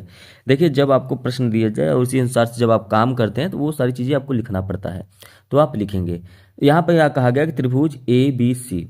उसके बाद कहा जा रहा है कि बी सी पर एक बिंदु डी इस प्रकार है। तो यहाँ पर बी सी पर एक बिंदु है जो कि डी है, ये इस प्रकार है। किस प्रकार है भाई? कि कोण ए डी सी। अब आप ध्यान से देखेंगे, कोण A D C, A D C मतलब ये वाला जो कोण है बराबर है किसके? कोण बी ए सी, मतलब बी ए सी इस कोण के बराबर है। तो यहाँ पर आप ये ध्यान रखिएगा। क्लियर है? तो मतलब आपको यहीं से पता चल गया कि क्या दिया है। आप बता दीजिए कि दिया है, क्या दिया है? कोण ए डी सी बराबर है कोण बी ए सी के बराबर है। और हमें सिद्ध क्या करना है? यहीं सिद्ध करना है। तो दोनों लिख दीजिए कि सिद्ध करना है, सिद्ध करना है। क्या करना है? सी ए स्क्वायर बराबर सी बी गुणे सी डी, यही हमको प्रूव करना है। अब देखिए, हमारे पास दो त्रिभुज बनेंगे। एक त्रिभुज बनेंगे त्रिभुज ए बी सी, और दूसरा त्रिभुज है त्रिभुज डी ए सी। इन दोनों त्रिभुज से हम लोग ये बात प्रूव कर देंगे। अगर आप देखिए ध्यान से, त्रिभुज ए बी सी ये वाला त्रिभुज और त्रिभुज डी ए सी इस त्रिभुज में अगर आप ध्यान से देखें तो यहाँ पर तो दो एंगल, ये एंगल तो बराबर दिया है। दूसरा ए सी ये जो भुजा है ना, ये बड़े वाले त्रिभुज में भी है और इस छोटे वाले त्रिभुज में है, मतलब ये दोनों भुजा कॉमन है। तो आप इसको लिख लीजिए कि पहले तो दिया है कोण ए डी सी बराबर है कोण बी ए सी के। ठीक है, तो आप बगल में लिख दीजिए। कैसे पता चला भाई? ये दिया है। दूसरा लाइन अभी मैंने बताया कि ए सी बराबर है ए सी, दोनों क्या है? उभयनिष्ठ भुजा है, उभयनिष्ठ भुजा है। और क्या उभयनिष्ठ है? तो आप अगर ध्यान से देखें तो कोण ए सी डी ये वाला कोण इस वाले त्रिभुज में भी है और ये बड़े वाले त्रिभुज में भी यही कोण है। तो आप ये भी लिख सकते हैं कि कोण ए सी डी बराबर हो जाएगा कोण ए सी बी के। ठीक है, तो यहाँ पर भी आप लिख लीजिए उभयनिष्ठ कोण, उभयनिष्ठ एंगल कोण हो गया। अब यहाँ पर अगर ऐसा है तो जाहिर सी बात है कि त्रिभुज ए बी सी समरूप हो जाएगा त्रिभुज डी ए सी के। ठीक है, अब ये कैसे? एंगल साइड एंगल की कसौटी से ये हमारा समरूप हो गया। अगर ये समरूप होता है तो इसका मतलब होता है सी डी बटा सी ए बराबर सी ए बटा सी बी हो जाएगा। त्रिया गुणा करें, सी डी गुणे सी बी बराबर सी ए गुणे सी ए। अब यहाँ से सी डी गुणे सी बी बराबर सी ए का स्क्वायर, और यही हमको प्रूव करना था। इसको अच्छे से लिखना है तो आप बिल्कुल ऐसे लिख सकते हैं कि सी ए का स्क्वायर बराबर सी बी गुणे सी डी, यही हमको प्रूव करना था। ठीक है, समझ में आया? चलिए 22 नंबर का अगला प्रश्न देखते हैं, जो कि हमारा बारंबारता सारणी से है और यहाँ पर हमको माध्य निकालना है। तो माध्य बराबर आपको फॉर्मूला पता है कि sigma f i into x i बटे में सिग्मा एफ आई होता है।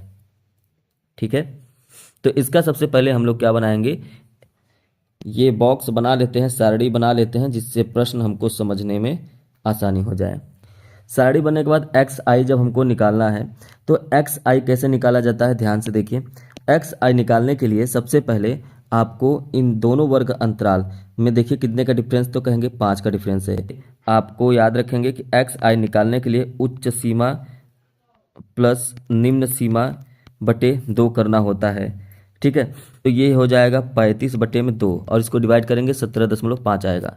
और ये जो 17.5 आता है, ठीक है, यही जो 5 का डिफरेंस है सब में, यहीं पर बढ़ता जाएगा। सब में 5 का डिफरेंस है, इसका मतलब इसमें भी हम लोग 5 जोड़ते जाएंगे। 17 5 22.5 हो जाएगा, 22 5 27.5 हो जाएगा, है ना। 27 5 32.5 हो जाएगा, ठीक है। 32 5 37.5 हो जाएगा, उसके बाद 42.5 हो जाएगा और 47.5 हो जाएगा। तो इस तरीके से हमने एक्स आई निकाल लिया। अब ये जो एफ आई है और एक्स आई है, इन दोनों का क्या करेंगे, मल्टीप्लाई करेंगे। गुणा करने के बाद जो आएगा यहाँ पे सामने लिख देंगे, सभी में यही करना है। ठीक है, तो अब आप क्या करेंगे, मल्टीप्लाई। जब पहले मल्टीप्लाई करेंगे तो आएगा 245, ये आ जाएगा 245। उसके बाद इसका मल्टीप्लाई करेंगे 1260 आएगा, फिर 1650 आएगा। आपको ये मल्टीप्लाई करना है ना। फिर 2795 आएगा, फिर 2775 आएगा, फिर आएगा 2635 और फिर आएगा 2280 आएगा। अब यहाँ पे ये सिग्मा का मतलब क्या होता है, सिग्मा का मतलब होता है पूरा जोड़। तो एफ आई एक्स आई को पूरा जोड़ेंगे तो यहाँ पर आ जाएगा सिग्मा एफ आई एक्स आई आ जाएगा कितना, 13,640 आ जाएगा। और यहाँ पे एफ आई सिग्मा एफ आई भी जोड़ना है, मतलब इसको भी पूरा जोड़ना है। एरो आपको एग्जाम में नहीं लगाना है, मैं आपको समझाने के लिए बता रहा हूँ। इसको जोड़ेंगे तो कितना आएगा, 400 आएगा। बस यही आपको इस फार्मूला में रख देना है। तो माध्य बराबर क्या हो जाएगा, सिग्मा एफ आई एक्स आई का मान है 13,640 बटे में एफ आई का मान कितना है, तो आप कहेंगे 400। शून्य से शून्य कट जाएगा तो माध्य बराबर आ जाएगा 34.1 और यही हमारा क्या हो जाएगा, आंसर हो जाएगा। क्लियर। चलिए आगे बढ़ते हैं और इस प्रश्न को देखिए ध्यान। प्रश्न दिया है कि एक पासे को एक बार फेंका जाता है तो निम्नलिखित को प्राप्त करने की प्रायिकता क्या होगी। तो देखिए, यदि एक पासा आप देखें तो पासा आपका बनता किस प्रकार से है, तो पासा इस तरीके से रहता है। ठीक है, इसमें कितनी सतहें होती हैं कुल, तो टोटल 6 सतह होती हैं, है ना। कौन कौन सी, 1 2 3 4 5 और 6। तो ये कुल सतहें होती हैं जिसमें 6, मतलब कुल संख्या कितनी है पासे में, 6 है। तो पहला जो ए कह रहा है कि एक अभाज्य संख्या प्राप्त करने की प्रायिकता ज्ञात करनी है। तो सबसे पहले आप देखिए कि 1 से लेकर 6 तक में कितनी अभाज्य संख्या है। याद रखिएगा कि एक अभाज्य संख्या नहीं होती है। ठीक है, तो इसका मतलब इसमें 2 3 और 5 ये तीनों क्या है, अभाज्य संख्याएं हैं। क्लियर है, 2 3 5 क्या है, अभाज्य संख्या है। तो कुल टोटल संख्या कितनी हो गई, तो आप कहेंगे अभाज्य संख्या कितनी हो गई, 3। और कुल संख्या कितनी है, तो आप कहेंगे 6, 3/6 हो जाएगा। उसको डिवाइड करेंगे तो क्या हो जाएगा, 1/2। और यहाँ पे यदि आप बी देखें दूसरा, 2 और 6 के बीच में स्थित कोई भी संख्या, तो 2 और 6 के बीच में कौन कौन सी संख्याएं स्थित हैं, तो कहेंगे कि एक 3 है, एक 4 है और एक 5 है। तो ये 2 और 6 के बीच में स्थित संख्या हो गई। और इसके बाद ये संख्या कितनी है, तो कहेंगे 3 संख्याएं हैं, 1 2 3, यहाँ पे भी 3 संख्याएं हैं। और टोटल संख्या कितनी है, तो कहेंगे 6 संख्याएं हैं। इसको भी डिवाइड करेंगे तो 1/2 आ जाएगा। इस तरीके से इन दोनों प्रश्नों का, यहाँ पे ए का भी और बी का, दोनों का आंसर क्या आएगा, 1/2। उम्मीद है कि ये आपको समझ में आ गया होगा। आगे बढ़ते हैं, प्रश्न नंबर 23। देखिए प्रश्न कह रहा है कि यदि किसी समांतर श्रेणी के प्रथम 8 पदों का योगफल, तो यहाँ पर देखिए n पदों का योगफल जो होता है वो होता है n/2 ब्रैकेट में 2a + n-1 × d। ये फार्मूला होता है किसी भी n पदों का योगफल। अगर s 8 पदों का योगफल आप देखें, 8 पदों का योगफल जो दिया है वो 64 दे रखा है। और अगर आप इधर देखें s 17 पदों का जो योगफल दे रखा है वो 289 दे रखा है। a मतलब प्रथम पद, d मतलब आपका सार्वंतर, यही दोनों आपको ज्ञात करने हैं। तो सबसे पहले अगर आप S8 बराबर रखें तो ये हो जाएगा 8/2 ब्रैकेट में 2a + 8 - 1 × d और एस एड का मान है 64, 2 चौका 8 हो जाएगा बराबर में 4 ब्रैकेट में 2a + 7d हो जाएगा। इसके बाद इसको आप काट दीजिए, 16 हो जाएगा तो 16 बराबर 2a + 7d, ये समीकरण नंबर 1। और इसी समीकरण को अभी हम लोग आगे सॉल्व करेंगे। यहाँ पे s 17 बराबर देखें तो n/2 मतलब 17/2 ब्रैकेट में 2a, a का मान तो पता नहीं, n - 1 मतलब 17 - 1 × d। s 17 का मान 289 है बराबर में 17/2 ब्रैकेट में 2a + 16d। ठीक है, यहाँ 17 से इसको काटेंगे 17 बार ही हो जाएगा और 2 का इधर मल्टीप्लाई कर देंगे तो 17 दूना 34 बराबर 2a + 16d आ जाएगा समीकरण नंबर 2। यहाँ से आप समीकरण नंबर 1 और 2 को घटाने पर दोनों को आप घटा दीजिए। जब आप घटाएंगे तो ये हो जाएगा 2a + 7d बराबर 16, 2a + 16d बराबर 34। यहाँ पर जब आप घटाएंगे तो सभी का चिन्ह बदल जाएगा, 2a से 2a कट जाएगा और यहाँ पर जब आप 16 में से 7 घटाएंगे तो 9 आएगा लेकिन माइनस में, तो 9d बराबर यहाँ पर -18। इस माइनस से माइनस कट जाएगा, 9 से इसको काटेंगे 2 बार आएगा तो d का जो मान आ गया मतलब जो सर्वांतर आया वो 2 आया है। और इस d का मान समीकरण 1 में रखने पर आप किसी भी दूसरे भी समीकरण में रख सकते हैं, दूसरे नंबर में आएगा आंसर सेम ही। तो पहला जो समीकरण है वो है 2a + 7d और d का मान 2 आया है बराबर 16, 2a + 14 बराबर 16 हो जाएगा जो कि 2a बराबर 16 - 14 हो जाएगा और 2a बराबर 2 हो गया और a बराबर 2/2 और ये कट कर क्या आ जाएगा 1। तो a मतलब प्रथम पद का जो मान आ गया वो क्या हो गया 1 आ गया। ठीक है, उम्मीद है कि ये प्रश्न समझ में आया होगा। इसके बाद अथवा वाला प्रश्न है, प्रश्न नंबर 23 का ही अथवा वाला प्रश्न है। कह रहा है एक रेलगाड़ी एक समान चाल से 180 किलोमीटर की दूरी तय करती है, एक यदि चाल जो है 5 किलोमीटर प्रति घंटा अधिक होती, तो आप पहले काम करिए कि मान लीजिए कि माना रेलगाड़ी की चाल बराबर x। आपने शुरू में ही मान लिया है कि रेलगाड़ी की चाल जो है वो x है। अच्छा, प्रश्न में कह रहा है, अब प्रश्नानुसार कर लीजिए, प्रश्नानुसार क्या कि यदि चाल जो है 5 किलोमीटर प्रति घंटा अधिक हो, मतलब पहले तो x था लेकिन अब चाल क्या हो जाएगा 5 किलोमीटर प्रति घंटा अधिक, मतलब x + 5। अब चाल जो है बदल जाएगा। लेकिन ध्यान से देखिए, अगर यहाँ पे चाल आपने x + 5 किया तो वह उसी यात्रा को, यही 180 किलोमीटर की दूरी ही वो आधा घंटा कम कर देता है। मतलब ये 5 किलोमीटर प्रति घंटा की स्पीड बढ़ाने पर ये आधा घंटा कम लेती है। बात यहाँ समय की हो रही है, इसलिए यहाँ पे हम लोग पहले समय निकालेंगे। तो जो पहला देखिए, आप ये जानिए कि समय बराबर होता है दूरी बटे में चाल। समय बराबर क्या होता है दूरी बटे में चाल। तो जो हम लोगों ने पहला समय, जो ये हमने माना कि रेलगाड़ी चाल x है, तो ऐसा है तो समय क्या, मान लीजिए पहला समय है t1, दूरी कितना है, दूरी तो 180 किलोमीटर ही जाएगा जो कि रेलगाड़ी एक समान चाल से दूरी तय कर रही है और चाल क्या है ये x है। लेकिन जब हम इसको 5 किलोमीटर प्रति घंटा के हिसाब से बढ़ा दे रहे हैं तो दूरी कितना हो जाएगा x + 5, सॉरी चाल क्या हो जाएगा x + 5, लेकिन दूरी तो सेम ही रहेगा। मतलब t2 समय बराबर दूरी क्या है 180 है लेकिन चाल तो बदल गया, x + 5 हो गया। अब यहाँ से एक बात समझ में आएगा आपको कि ये जो पहले t1 समय लग रहा था, जब इसका चाल बढ़ाया गया तो t2 समय लग रहा है। तो ये जो पहले t1 समय लग रहा था, अब t2 समय लग रहा है, इन दोनों का जो अंतर है यही तो आधा घंटा है ना। मान लीजिए पहले 5 घंटा में पहुंच रहा था t1, ये है 5 घंटा में, अब 4.5 घंटा में ही पहुंच रहा है, ये t2 है, मतलब आधा घंटा का समय कम ले रही है। ये बराबर आधा घंटा कब आएगा, जब इस 5 में से 4.5 घटाएंगे। तो वही चीज है, अब आप क्या करेंगे, दोनों को घटा देंगे।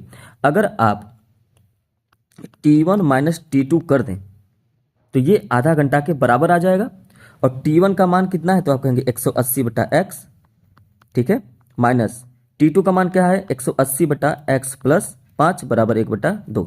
यहाँ से आप 180 कॉमन ले लीजिए और यहाँ पर एलसीएम भी ले लीजिए, एक्स एक्स प्लस 5, यहाँ पर एक बचेगा तो ये x प्लस 5 हो जाएगा, माइनस में x हो जाएगा बराबर 1/2, x से x कट जाएगा। अब इसके बाद आप क्या कर सकते हैं, देखिए ध्यान से,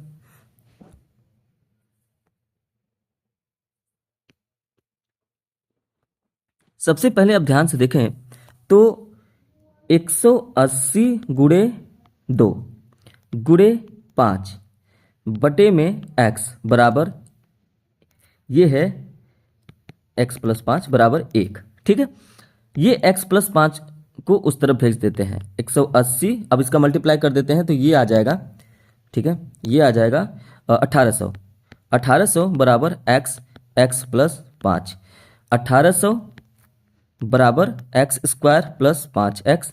अब क्या करेंगे, पक्षांतर कर देंगे, x square plus 5x minus 1800 बराबर 0। 1800 को मैंने उस तरफ भेज दिया इसलिए माइनस में हो गया।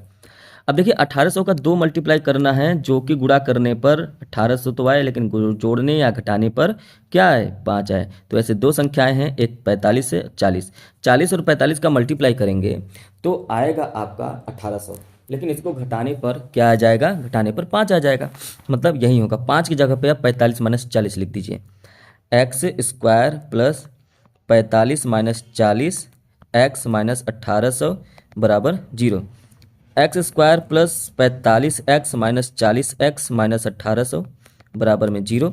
यहाँ से x आप कॉमन ले लीजिए, x प्लस 45 हो जाएगा, यहाँ से माइनस 40 कॉमन ले लीजिए तो ये x प्लस 45 हो जाएगा बराबर में 0। x plus 45 x plus 45 common ले लीजिए तो x प्लस 45 हो जाएगा और इधर हो जाएगा x माइनस 40 बराबर में 0 हो गया। तो देखिए अगर आप x प्लस 45 बराबर 0 करेंगे तो x का मान माइनस 45 आएगा, जो कि माइनस में कभी भी जो चाल नहीं हो सकता, चाल हमेशा पॉजिटिव होता है। तो x माइनस 40 बराबर 0 करेंगे तो x बराबर क्या आ जाएगा, 40 आ जाएगा। और आपने स्टार्टिंग में ही जो चाल माना था रेलगाड़ी की वो x था, x का मान आया है 40, मतलब जो आपका आंसर आया वो आ गया 40 किलोमीटर प्रति घंटा। ठीक है, उम्मीद है कि ये प्रश्न आपको समझ में आया होगा। आगे बढ़ते हैं प्रश्न नंबर 24।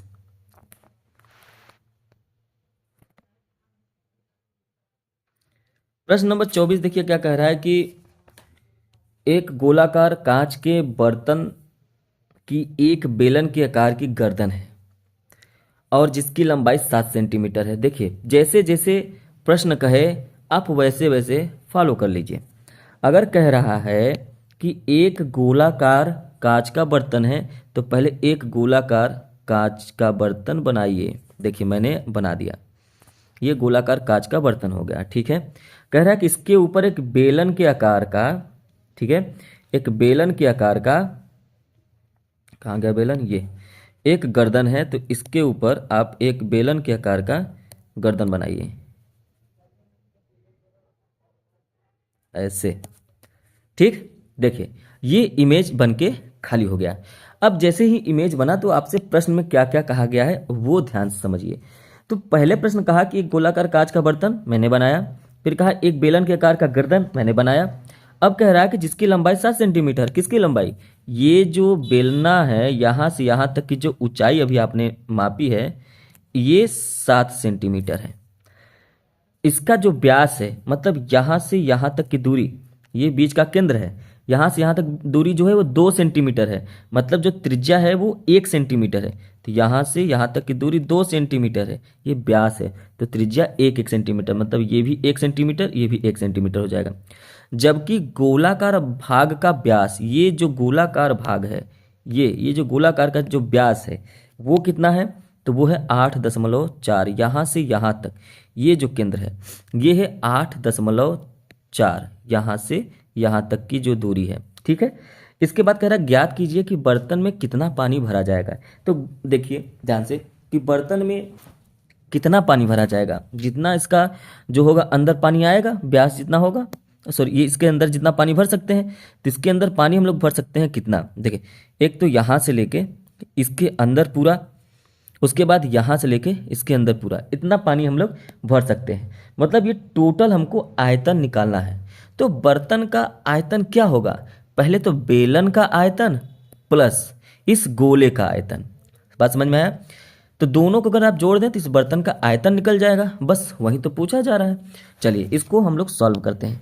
सबसे पहले क्या क्या दे रखा है, तो हमको दिया क्या है बेलन के विषय में। देखिए बेलन के विषय में हमको दिया है कि इसका जो रेडियस है वो 1 सेंटीमीटर है, ठीक है ना, और इसकी जो हाइट है वो 7 सेंटीमीटर है, दोनों दे रखा है।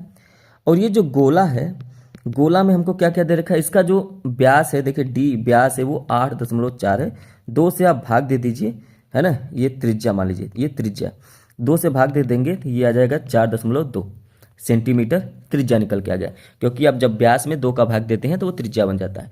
तो अब आप देखिए बर्तन का आयतन, बर्तन का आयतन बराबर होता है बेलन का आयतन, बेलन का आयतन प्लस गोले का आयतन, प्लस गोले का आयतन,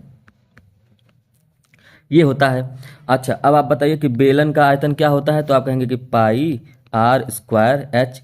इसको ध्यान रखिएगा R1 मान लीजिए, क्योंकि यहाँ पर 2 R, एक त्रिज्या बेलन का है और एक त्रिज्या गोले का है, इसलिए R1 मान लीजिए। प्लस गोले का आयतन होता है 4/3 पाई आर स्क्वायर आर क्यूब होता है, तो ये R2 मान लीजिए, क्योंकि ये दूसरा हो गया। अब यहाँ पर सबका मान रखेंगे। अच्छा दोनों में देखिए पाई कॉमन है ना, तो पाई को हम लोग कॉमन ले लेते हैं, ठीक है, पाई कॉमन है तो मतलब पाई मतलब 22/7 कॉमन ले लीजिए। R1 का मान कितना, ये R1 है, इसको R2 कर लीजिए। R1 का मान 1 सेंटीमीटर है, ठीक है, R1 का मान 1 सेंटीमीटर है, मतलब 1 का square into 7 plus 4/3 into R2 मतलब 4.2 का क्यूब, 4.2 का क्यूब हो जाएगा। क्लियर है? अब देखिए ध्यान से, अब इसी को आपको सॉल्व करना है, तो 22/7 ब्रैकेट में ये हो जाएगा 7 प्लस, ठीक है, 4/3 गुणे 4.2 गुणे 4.2 गुणे 4.2, ये आपने लिख दिया। अब इसको आपको डिवाइड करना है, तो अगर आप डिवाइड करेंगे तो 3 से डिवाइड करेंगे, ठीक है, इसको आप डिवाइड करना है तो 3 से डिवाइड करेंगे। अब देखिए ध्यान से, 3 से डिवाइड करिए तो ये हो जाएगा 3 एकम 3, 3 चौका 12, 1.4, अब बराबर 22/7 ब्रैकेट में 7 प्लस इधर ये सब का मल्टीप्लाई कर देंगे तो आ जाएगा 98.784, 98.784 आ जाएगा, ठीक है। और इसको 98 को इसमें जोड़ देंगे तो ये आ जाएगा 22/7 गुणे, और इसको में आप 7 जोड़ दीजिए तो आ जाएगा 105.784, 105.784, ठीक है। अब आप इसमें क्या करिए कि भाग दे दीजिए 7 से, और जब इसको आप 7 से काटेंगे तो ये आ जाएगा 15.112। इसके बाद 22 गुणे 15.112, इसका जब गुणा करेंगे, है ना, इसका गुणा किस में करना है 22 से, तो ये आ जाएगा 332.464 सेंटीमीटर क्यूब, है ना। यही आपका क्या हो जाएगा, आंसर हो जाएगा। क्लियर है? उम्मीद है कि आपको ये प्रश्न समझ में आया होगा। इसी प्रश्न नंबर 24 का अथवा वाला प्रश्न है, इसको ध्यान से देखिए। कहा जा रहा है कि एक खिलौना 3.5 सेंटीमीटर त्रिज्या वाले एक शंकु के आकार का है, जो उसी त्रिज्या वाले एक अर्धगोले पर अध्यारोपित है। तो सबसे पहले आप इस प्रश्न को सॉल्व करने से पहले आप इसको चित्र बनाइए, जैसे जैसे प्रश्न कहे आपको वैसे वैसे चित्र बनाना है। पहले क्या कह रहा है प्रश्न कि एक खिलौना है 3.5 सेंटीमीटर त्रिज्या वाले एक शंकु के आकार का है, तो पहले एक शंकु बनाइए, ठीक है। पहले क्या बनाएंगे, एक शंकु बनाएंगे, ठीक है। तो पहले आपने एक शंकु बना लिया इस तरीके से, देखिए ये बन गया एक शंकु। क्लियर? तो ये आपको ध्यान देना है कि ये शंकु जो बना है ना, इसका जो त्रिज्या है यहाँ से यहाँ तक की जो दूरी है वो 3.5 सेंटीमीटर है। कितना है? 3.5 सेंटीमीटर ये त्रिज्या है, ध्यान रखेंगे। इसके बाद क्या कह रहा है कि उसी त्रिज्या वाले एक अर्धगोले पर अध्यारोपित, अध्यारोपित का मतलब बैठा हुआ है, उसी के ऊपर आश्रित है। त्रिज्या यही है, मतलब ये जो इस गोले अर्धगोला बनेगा ये इसी के ऊपर जस्ट बनेगा, मतलब उसका जो बनेगा वो इस तरीके से अर्धगोला बना हुआ है, ऐसे, ये है ना। त्रिज्या सेम वही है, त्रिज्या सेम वही है, बस अर्ध गोला पे बैठा हुआ है। अब आप ध्यान से देखिए, इस तरीके से ये इमेज बनकर तैयार हो गया। ये जो इमेज बनकर तैयार हुआ है, यहाँ पर इसकी संपूर्ण ऊंचाई, मतलब यहाँ से लेके यहाँ तक, ये जो संपूर्ण ऊंचाई है यहाँ से यहाँ तक, ये दे रखा है 15.5 सेंटीमीटर, ये ऊंचाई दे रखा है। तो खिलौने का संपूर्ण पृष्ठ आपको बताना है। अच्छा, एक बात ध्यान से समझिए कि खिलौने का संपूर्ण पृष्ठ क्या होगा। पहले तो शंकु का वक्र पृष्ठ क्षेत्रफल, शंकु का वक्र पृष्ठीय क्षेत्रफल, और इसी में आप जोड़ दीजिए अर्धगोले का वक्र पृष्ठीय क्षेत्रफल, अर्धगोले का वक्र पृष्ठीय क्षेत्रफल। अब देखिए, एक बात ध्यान से देखिए, अगर आप ये चित्र देखें तो इसको अगर आप ऐसे भर दें पूरा, तो ये एक इस तरीके का इमेज दिखाई देगा जो ऊपर ऊपर है। हालांकि आप देखेंगे तो ये इसके अंदर कुछ नहीं भरना है, ये ऊपर ऊपर है। आपने आइसक्रीम देखी होगी जो इस तरीके से शंकु जैसा होता है, ऊपर से आइसक्रीम भरा होता है। क्या आप इस शंकु के अंदर देख पाते हैं? नहीं ना। जब ये यहाँ पर आइसक्रीम भरा होता है तो आप ऊपर ऊपर का चित्र देख पाते हैं, इसलिए हर जगह का वक्र पृष्ठ निकालना होता है। अगर आप अंदर का भी देख पाते हैं तो संपूर्ण पृष्ठ निकालते हैं, ठीक है। इसीलिए सिर्फ वक्र पृष्ठ निकालना है। तो ये खिलौना, ये जो पूरा खिलौना बना, ये इसका जो है संपूर्ण पृष्ठ क्षेत्रफल निकल गया। मतलब यहाँ पे पहले तो शंकु का वक्र पृष्ठीय क्षेत्रफल निकालना होगा। और शंकु का वक्र पृष्ठीय क्षेत्रफल होता क्या है, अगर आप ये जान जाएं, ये होता है पाई आर एल प्लस अर्धगोले का जो वक्री पृष्ठ क्षेत्रफल होता है 2 पाई आर स्क्वायर। अब यहाँ पे R1 R2 नहीं करेंगे क्योंकि दोनों का R जो है वो सेम है। अब देखिए, अगर आप यहाँ पे मान रखने लगे तो ये L जो आया है ये क्या है? L तो तिर्यक ऊंचाई होती है, ये बात समझ में आया? तो यहाँ से आपको L निकालना पड़ेगा, ठीक है।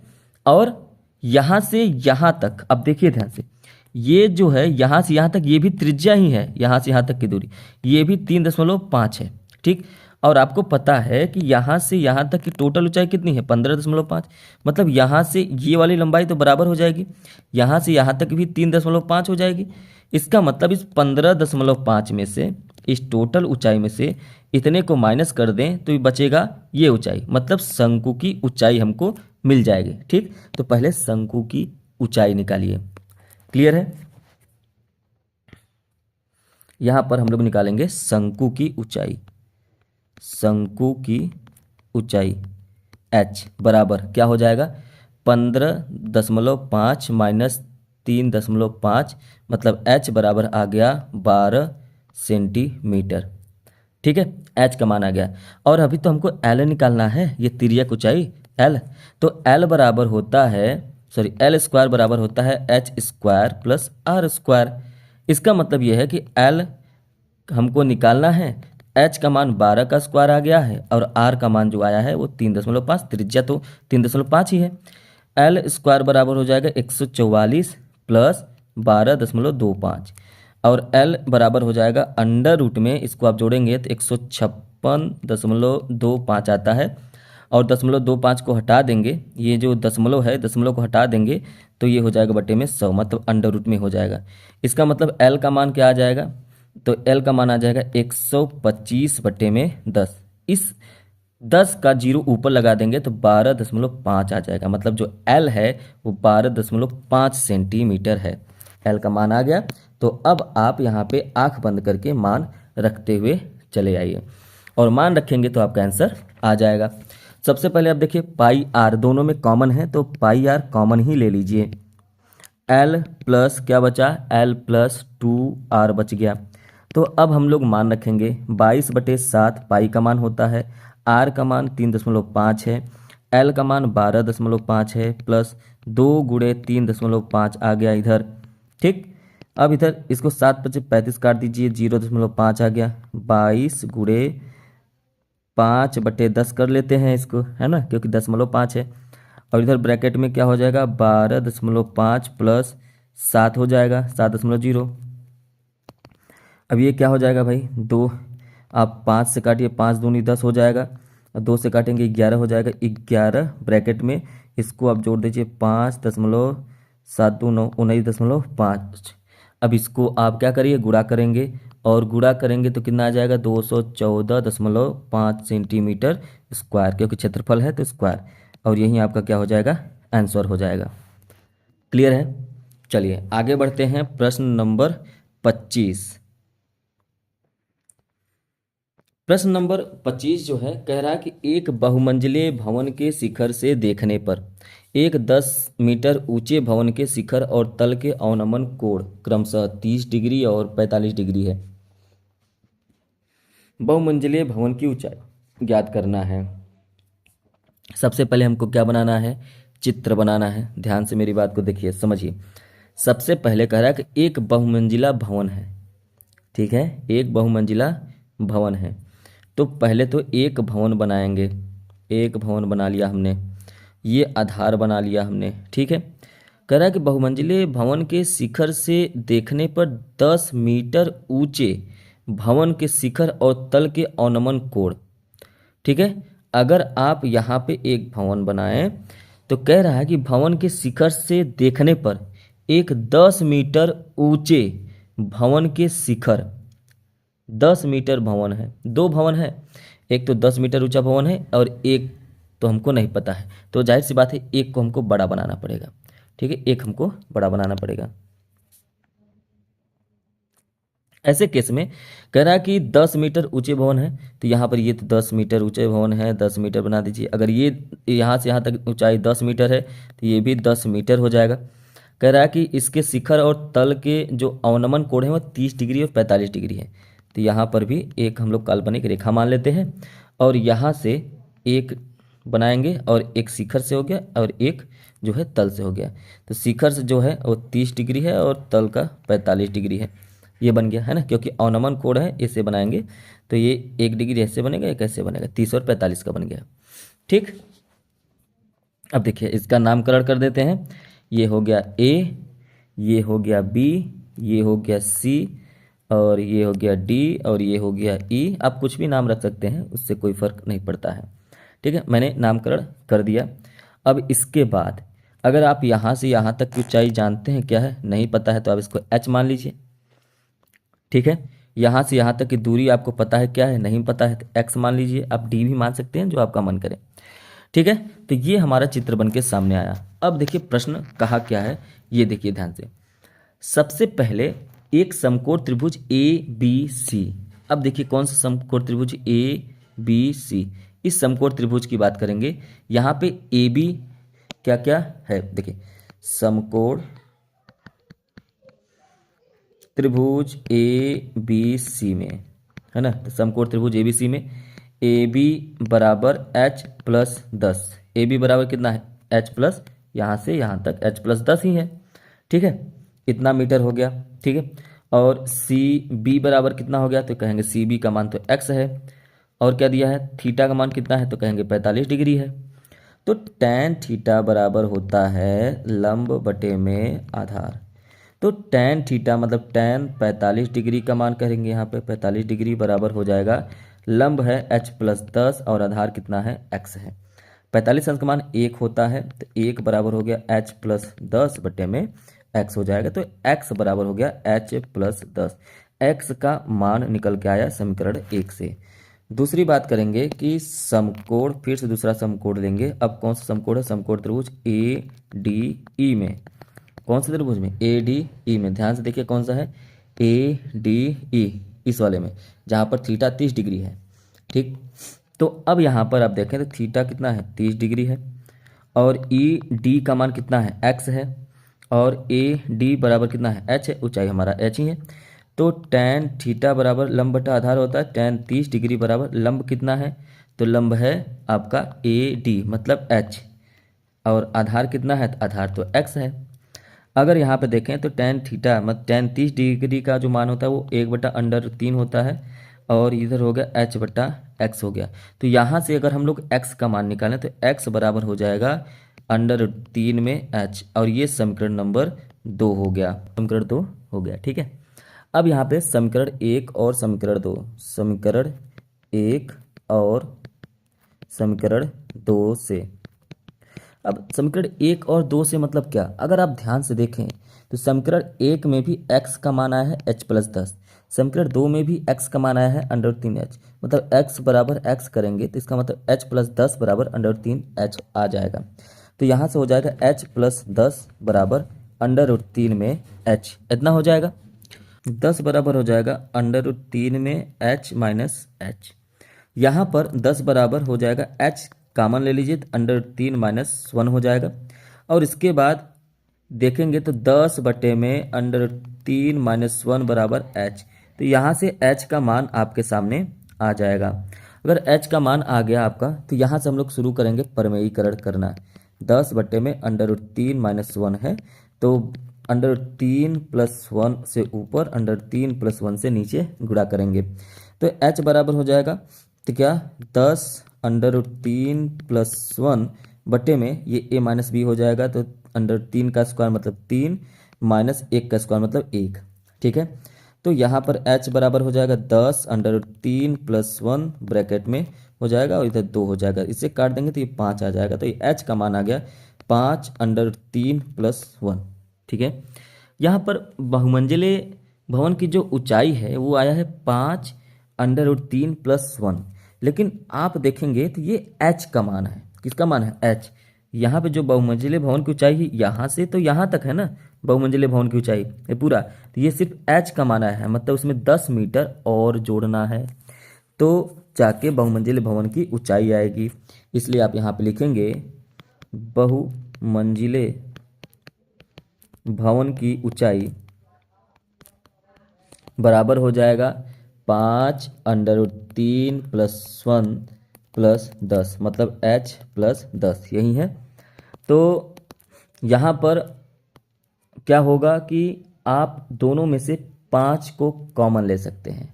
जब आप दोनों में से 5 कॉमन लेंगे √3 प्लस 1 हो जाएगा और इधर हो जाएगा 2। ठीक, 5 हो जाएगा और यहाँ पर हो जाएगा √3 प्लस 3, और अब जाके ये आपका क्या हो जाएगा, आंसर हो जाएगा। ठीक है, उम्मीद है कि ये प्रश्न आपको समझ में आया होगा। ठीक है, अगर कोई कहीं पर भी डाउट हो तो आप कमेंट करके आप हमसे पूछ सकते हैं, और चैनल पे पहली बार हो तो जरूर से जरूर सब्सक्राइब कर दीजिए। अगला प्रश्न है 25 नंबर का ही है, 25 में अथवा करके प्रश्न है, तो इसमें 2 प्रश्न है छोटे छोटे। तो पहला प्रश्न क्या कह रहा है, भूमि पर स्थित एक बिंदु से एक चिमनी का उन्नयन कोण 60 है, ये चिमनी हो गया और ये बिंदु हो गया, यहाँ से जो उन्नयन कोण वो 60 डिग्री है। ठीक है, इसे हम लोग ए मान लेते हैं, ये बी हो गया और ये, अच्छा इसे बी मान लेते हैं और ये सी हो गया, कोई भी मान सकते हैं, कोई फर्क नहीं पड़ता है, ये सी हो गया। इसके बाद यहाँ से यहाँ तक की जो ऊंचाई है चिमनी की वो एच है, क्योंकि दिया नहीं है, 60 डिग्री उन्नयन कोण दिया है। कह रहा है कि यदि चिमनी के पास से उसकी बिंदु की दूरी 25 मीटर है, मतलब यहाँ से यहाँ तक की जो दूरी है वो 25 मीटर है ना, 25 मीटर।